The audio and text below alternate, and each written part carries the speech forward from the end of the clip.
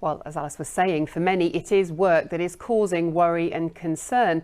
But for others, this whole situation is overwhelming, whether it's those feeling lonely and isolated or parents trying to work from home while looking after their children and educate them at the same time. It's a completely new experience for us all, and it's making many people pretty anxious. Well, let's talk to Dr. Roberta Babb, who is a registered clinical psychologist. Thanks for joining us this evening. First of all, how can people begin to deal with that sense of being overwhelmed by the unknown?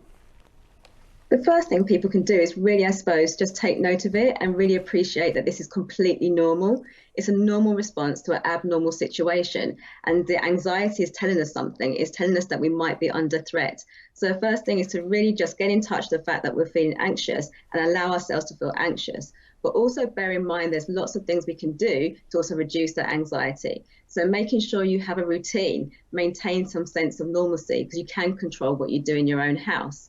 Also thinking about how you engage with others, stay connected, because that's really important in helping us feel not alone and, like you mentioned, lonely.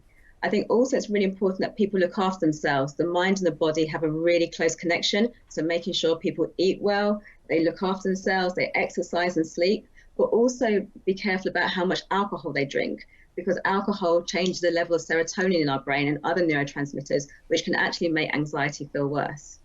That's really interesting advice there. Just unpick it slightly. I mean, a lot of people are 2 weeks in now to this confinement. They're spending, in some cases, 24 hours a day with people around them. How do you minimise the anxieties and the frustrations that arise in those circumstances? Talking is one thing. I mean, talking to the people around you, thinking about actually everybody's in the same situation and you're not alone. There's also about thinking about how you use the space. We often just use the space in our homes without thinking, but now we're having to live, work, socialise in the same space. You might actually have to have explicit conversations with the people around you about how the space is being used. You might need to take a bit of time out and need time to yourself. So communication is really key. I think also reframe why we're staying inside. It can feel very, very persecutory, as if something's been done to us and we don't feel in control. But the reality is staying inside saves lives. And you're thinking about protecting your loved ones, people you know, and that's really important.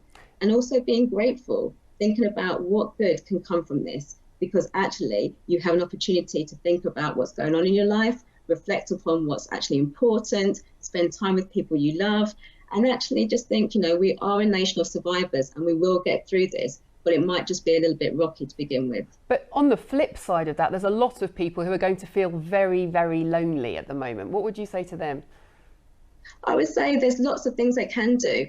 They can phone people, talk to people, text people.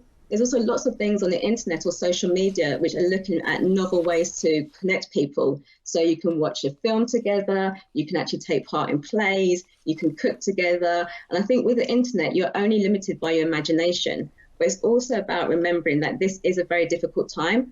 And sometimes people do need to speak to someone. So there are lines out there. If you go to the NHS websites, there are lines out there can help people talk about things, or they can actually speak to a therapist, someone like me, if they do want that little bit of extra support and how to manage the anxiety and loneliness. OK, I'm afraid we have to leave it there. That's all really interesting stuff. Thanks very much indeed.